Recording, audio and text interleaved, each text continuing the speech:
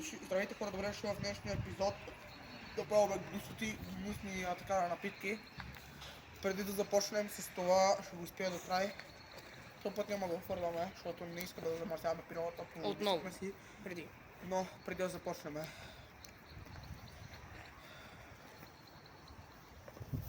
Така, хайде. Калян, този там ела в кадър.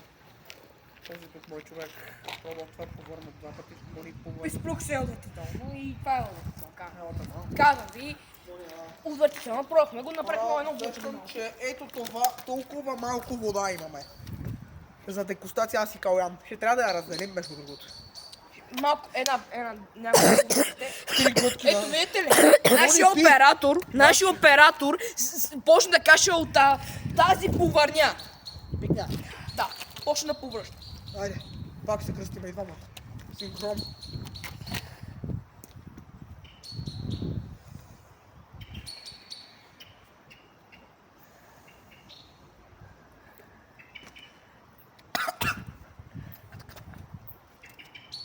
Стига бе, това да направи. Но. Така хора, моят човек излезда от кадър за една-две минути да ходи да се поиздрайва малко, защото това нещо е лекичко не неприятно, ама ужасно гадно и гнусно. Не знам защо, между другото има и киселини от той. Ано момичета ни гледа. Здравей!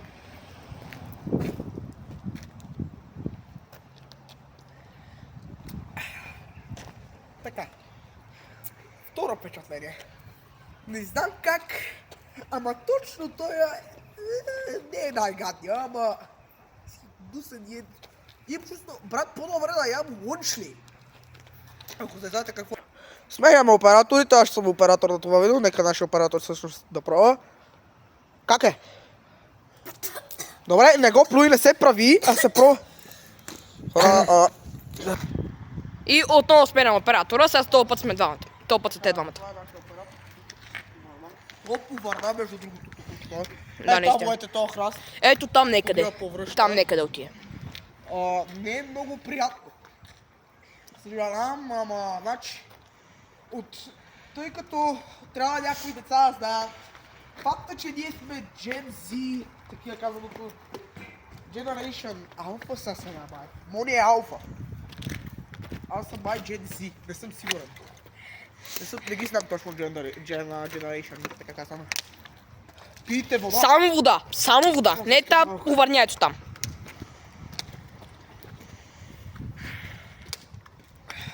Ето така, това не да говориш, изглежда кринч. Но сега ще ви кажа какво е още по-кринч. Кринч е да правят всяко едно видео на Анди Студио. Имам чувство, че е леко, не ми става много удобно да гледам видеята на Анди Студио, освен особено песничката за Lava Bear. Lava Bear, everywhere. Това нещо не знам какво му е. Много малките лапета си казват, брат, това е толкова готина песен. Така, съжалявам за дисреспекта до KSI. Брат, предпочитам From the Screen to the Ring to the Pen to the King да го слушам на повторение до края на живота ми, но аз не бих слушал ето тези идиоти, които ще изглеждат на екрана и особено пък ето тези идиоти ето тук. Стали? Така.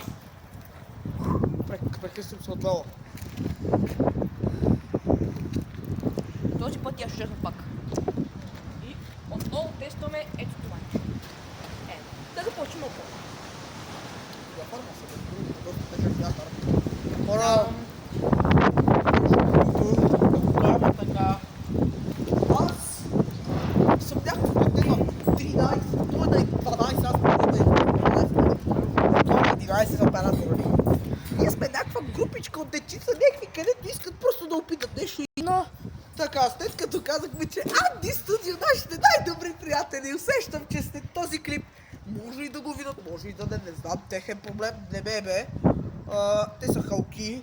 100%. Аз много мразя техните видеа, само да го допълня, че преди бяха много по-хубави. Преди бяха 4-5 години. След 2020 канала им просто се срина, но това е видео за за 2012?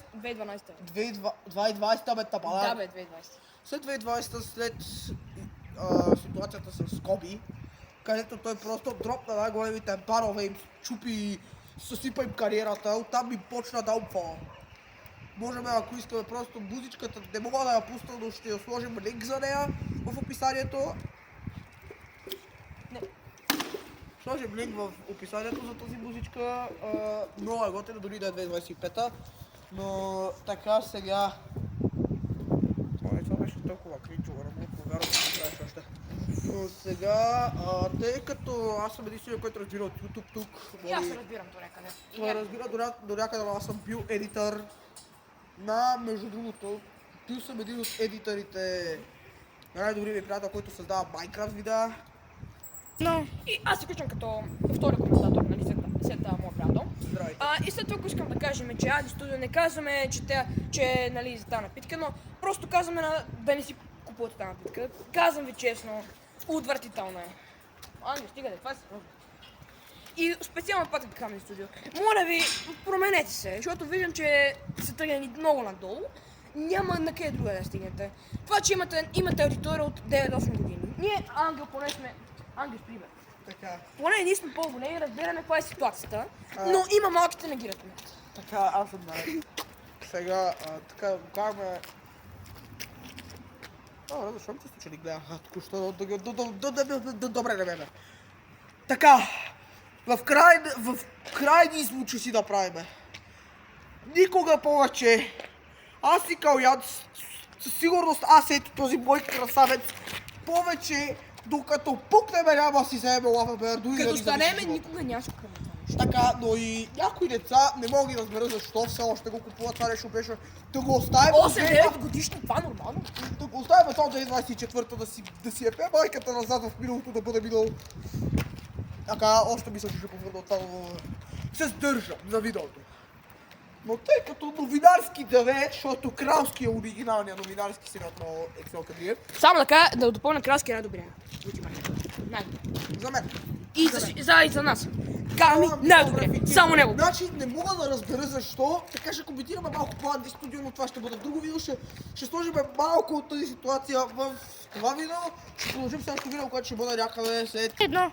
Така, сега за край да извод ще го направим, че Анди Студио, тия Баце, Сандев, Стела, Криси, от сорта на тия са от недобрите, толкова добрите ютубъри на България. Само да допълня, нашия оператор каже от това нещо. Това това е просто си го е забутало гърлото и в момента иска да му прави бокс. иска да бъде като лави и така да изригне от него. Брат, ако обичаш, моля ти се да се прави на тия двете тиктокъри, защото ще те набия. Добре. Така, да го кажем тъй. Да, Бог студио, Анди Студио, да ми ядат Кура Студио, не ме интересува другото, но сега ще го кажа тъй. Абе, брат, халки такива, какво се занимавате с малки лапета? Я кайме Хараламби Добрев, който миналата година почти го нямаше и всички Анди Студио са най-добри, да обичам Анди Студио! И е така изтижат през цялото време. Не мога да разбера защо, но аз лично ми е неудобно да гледам как